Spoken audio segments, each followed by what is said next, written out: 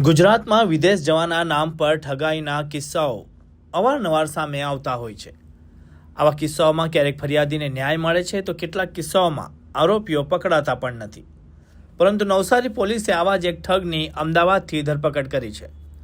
નવસારીના દંપતી સાથે ઠગાઈ કરનાર વિરાજ પટેલની અમદાવાદથી પોલીસે ધરપકડ કરી છે। અમદાવાદના શખ્સે વિદેશ મોકલવાની લાલચ આપી નવસારીના દંપતી પાસેથી 30 લાખ રૂપિયા જેટલી માતબર રકમ પડાવી હતી। વારંવાર કામ પૂર્ણ કરવાની વિનંતી છતાં વિરાજ પટેલે દંપતીને સહકાર ન આપતા અંતે તેમણે નવસારી ટાઉન પોલીસમાં ફરિયાદ નોંધાવી હતી। આ ફરિયાદના આધારે પોલીસે ઠગ વિરાજ પટેલની ધરપકડ કરી છે। આ ઠગ વિરાજ પટેલ અમદાવાદના મણિનગર ખાતે રિકવીર ઓવરસીઝ નામની કંપની ચલાવતો હતો। દંપતીએ જ્યારે ઠગ વિરાજ પટેલ પાસેથી રૂપિયાની માંગણી કરી તો તેને ગાળો આપી હાથ ઊંચા કર્યા હતા।